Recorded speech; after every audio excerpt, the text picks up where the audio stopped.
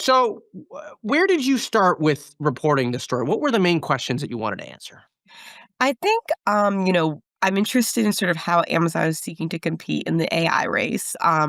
And a lot of that focuses on AWS.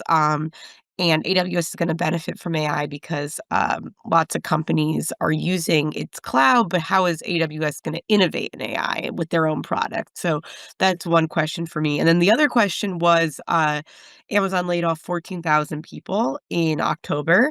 They also laid off another 16,000 people, last week or yeah, like last Wednesday. And so knowing that those layoffs are kinda in the midst, I wanted to see there was a big reorganization that happened last March, and how did that affect the organization as they're trying to, kind of almost work in my mind, sometimes like 2 goals that can be at odds, like getting rid of people, getting rid of middle managers, making things more efficient, but then also operating like a startup and trying to develop new products really quickly, which sometimes leads to a bit of waste and chaos and that kind of thing. And so, what did you ultimately find? How are they rearranging things to pursue these ambitions? Yeah, so basically what happened was in March, they so there's this executive, Swami, um, I might butcher his last name, so I feel like I'm just gonna call him Swami because that's what everyone internally calls him.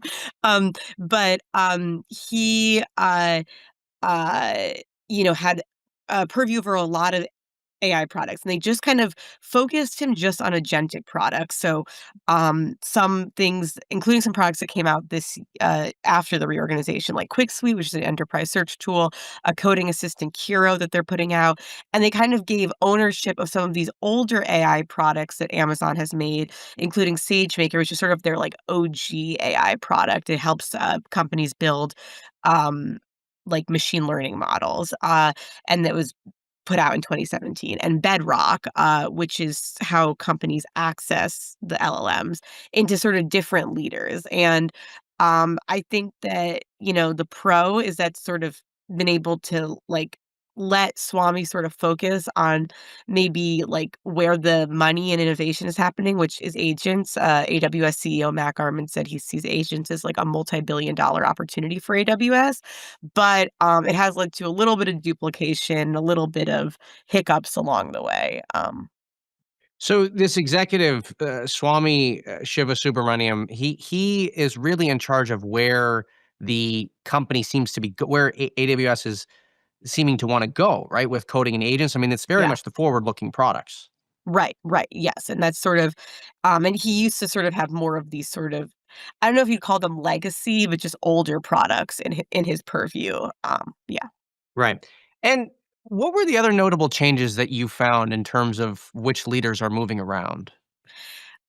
So I mean, yeah, so then like the other products went to kind of got split between Dave Brown and Mylan Thomason Bukovac, who who previously reported to Peter DeSantis. And now they both report directly to Matt Garman. And Peter DeSantis who was a really, I think one of the sort of top AWS execs, got moved out of AWS in December to sort of take over ownership of this separate organization that is leading Amazon's homegrown foundation model research. So now he's gone, and he was kind of a key executive shepherding this.